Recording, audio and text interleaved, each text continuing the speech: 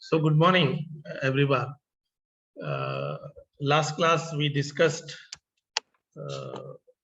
resistance temperature detectors, that is RTD, and we saw how platinum RTDs are more useful, more advantageous compared to maybe copper RTDs.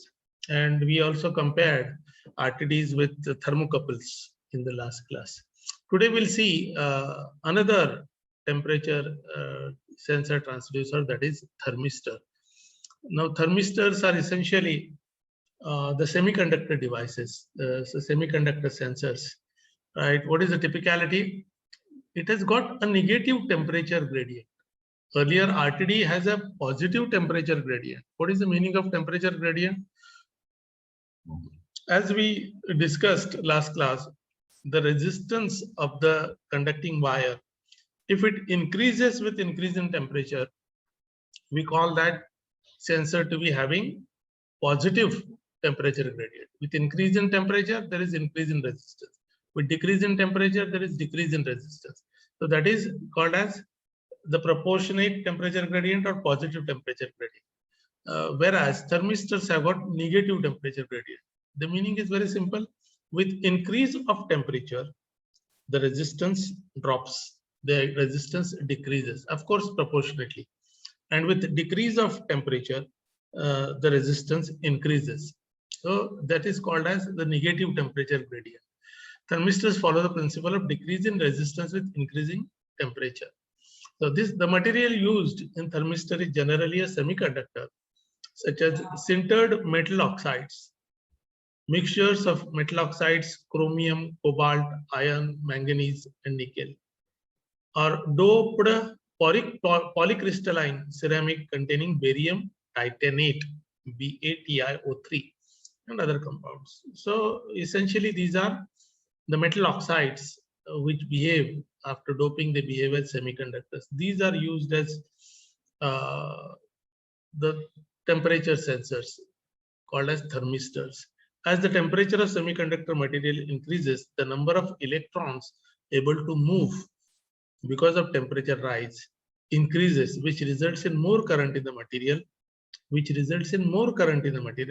reduced resistance.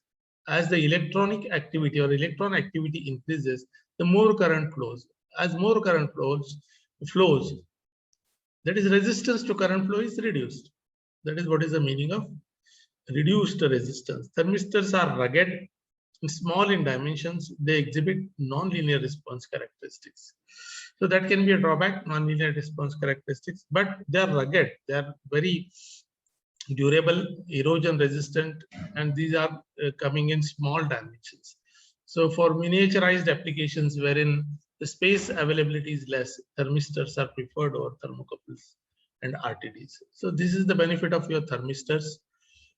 Applications: to monitor the coolant temperature and oil temperature inside the engine, to monitor the temperature of an incubator. If you have heard the word incubator, incubator is used in health sciences for pediatric applications for small children, and it is also used in agricultural applications.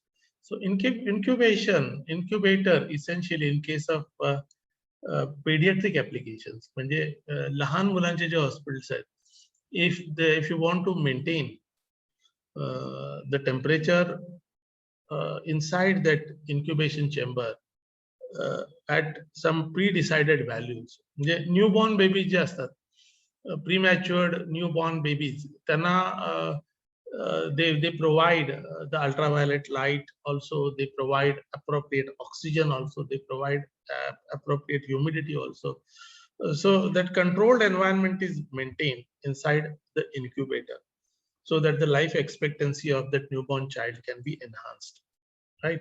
मग तशा incubatorच्या temperature maintenance साठी, for sensing the temperature, these thermistors are used. And incubation from the point of view of agriculture, new sapling जे असतात, नवीन रोपं जेव्हा तयार करत असतात, मग एक इन्क्युबेशन चेंबर तयार केलं जातं. तिथं पण पुन्हा controlled environment, controlled temperature, controlled humidity, controlled particular green gases, हे सगळे कंट्रोल केल्यानंतर the new saplings, नवीन जी रोपं असतात त्याची वाढ चांगली होते initial phase. So in that sense also incubator is the term used. So to monitor temperature inside such incubators, thermistors are used. Thermistors are used in modern digital thermostats. Thermostat आपण freeze मध्ये वापरतो, refrigerators मध्ये thermostats, many industrial applications also thermostats are used. There also thermistors are used as temperature sensor transducers to monitor the temperature of battery packs while charging, to monitor temperature of hot ends of 3D printers, to maintain correct temperature in food handling and processing industry equipments, particularly food processing मध्ये dairy industry मध्ये जिथं temperature is critical, so there also these thermistor based temperature sensors are used. Dairy applications मध्ये pasteurization जेव्हा करतो, heating the milk to maybe around 80 degrees Celsius and then cooling it, so that due to that pasteurization cycle, the bacterial growth is reduced and it becomes healthy for the milk consumers, right? To control the operations of consumer appliances such as toasters, coffee makers, refrigerators, freezers, hair dryers, etc. So in many day-to-day applications, mechatronic applications, thermistors are used as temperature sensors, transducers. We'll quickly move to pressure transducer. Let me check what is the chat. A heated machine used in hospitals for keeping small or weak babies alive. Very good, Shrutika, correct. So that is incubator. Pressure transducers. Now these pressure transducers are also used widely in many process industries and even the sugarcane industries, in sugar manufacturing industries. So we have already studied those probably in third year metrology and measurements. You must have studied all these things to some extent, but we'll be studying this from mechatronic point of view. There are many mechanical elements available. Diaphragms are available, capsules are available, bellows are available. Now this is a Bourdon tube, which is a hollow tube, as you can see, right? Maybe of elliptical cross section, hollow elliptical cross section, or rectangular cross section. With application of force, this being elastic member, it stretches out. So the pressure is getting transduced, or pressure is getting converted into angular displacement, right? This is one transduction that is happening. There is another type of Bourdon tube, which is helically wound, which is also once again made up of hollow tube of maybe elliptical cross section, circular cross section, trapezoidal cross section. And what happens when with the application of pressure, it unwinds and it opens up. Once you apply the pressure, it unwinds, and because of that unwinding, that pressure parameter is converted into angular displacement parameter depending upon the intensity of pressure. Then we have got pressure capsules, pressure diaphragms. This is a typical diaphragm type of pressure transducer. When pressure is applied, because of that pressure, this diaphragm is deflected, right? This is a corrugated diaphragm example. So this pressure is converted into deflection or linear displacement, right? So this is also pressure sensing element. This is a corrugated diaphragm to strengthen the diaphragm a bit so that we can cater to higher magnitudes of pressure. Once again, this pressure is converted into linear motion. Bellows, this also, once you apply pressure, these will expand and that pressure is converted into linear displacement. So multiple array bellows, right? Number of arrays will be there for catering to higher pressures. Here also pressure is converted into linear motion or displacement. These are the few sensing elements. Then you have some mechatronic pressure sensors as well. So potentiometric pressure sensors. The construction appears to be very clumsy. It's not so. What happens is you have the pressure signal coming from here, and you have just now we have seen the Bourdon tube type, the helical Bourdon tube type pressure sensor. The same thing is here. What happens is with application of pressure, it tries to unwind. So once it is unwinding, that angular displacement is provided to my potentiometric device. If you remember, variable resistance type, initially we discussed the position sensors initially in our earlier lectures. We have got a toroidal type of a potentiometer where angular displacement can be converted into resistance change. Similar toroidal type of a potentiometer will be there. Because of application of pressure, this helical Bourdon tube, it unwinds.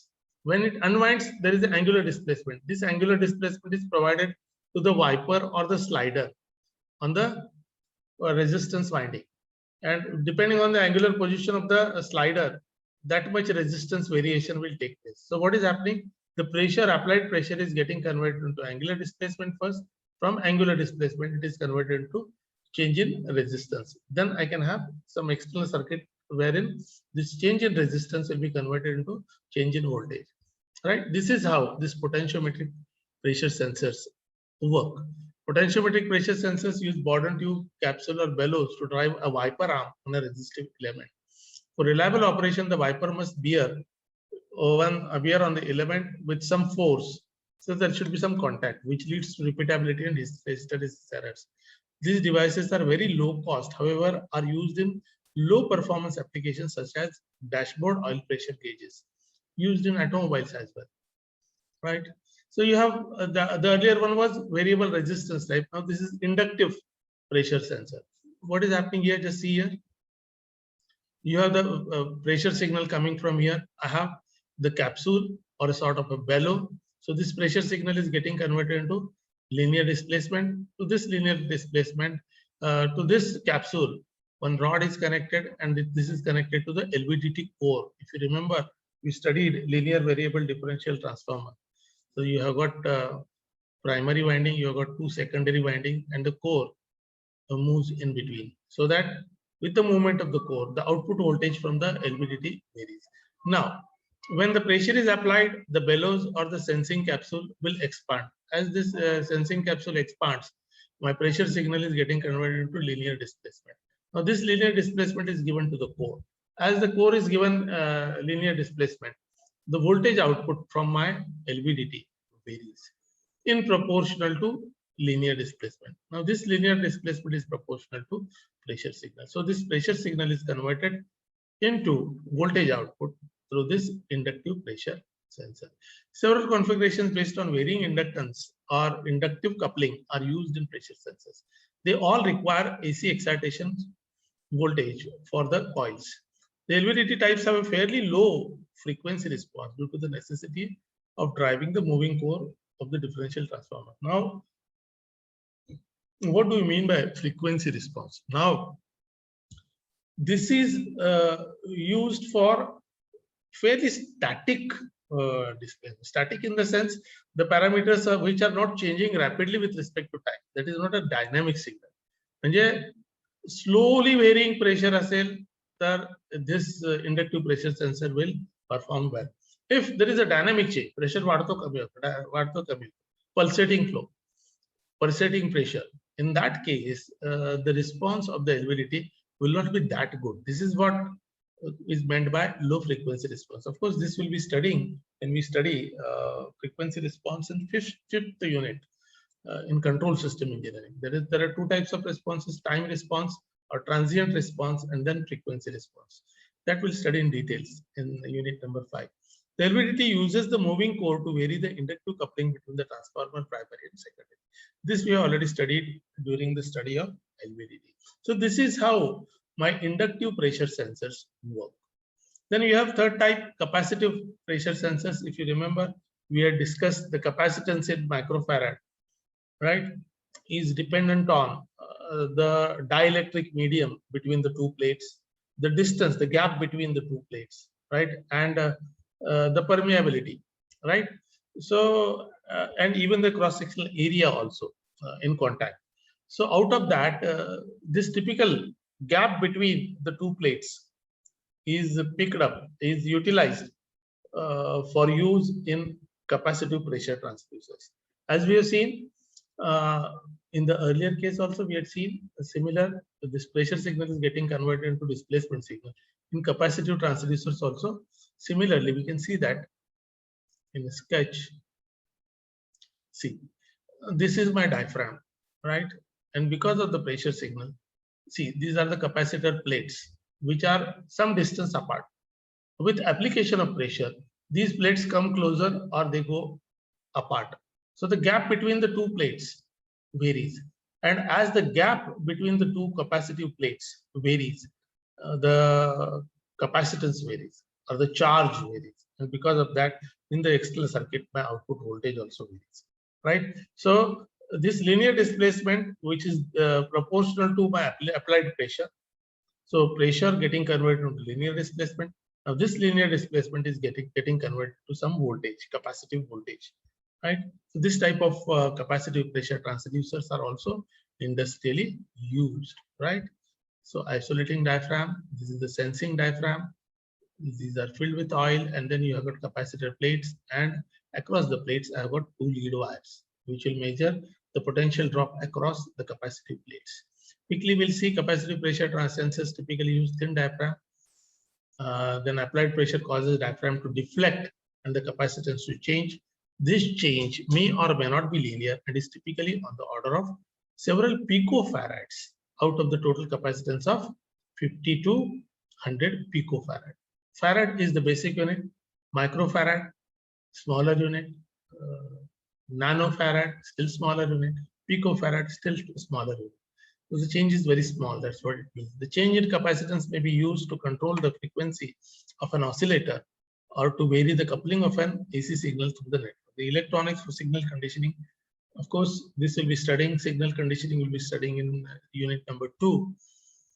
The electronics for signal conditioning should be located close to the sensing element to prevent errors due to stray capacitance. Yes. This is how. Then we have finally piezoelectric sensors. These are used for measurement of force or pressure even. Now, as we have studied right from our school days and junior college stage, we have seen that some crystals like quartz, tourmaline, they have a typical behavior. When they are applied with external force or external pressure across the faces, there will be some voltage that will be developed across the faces.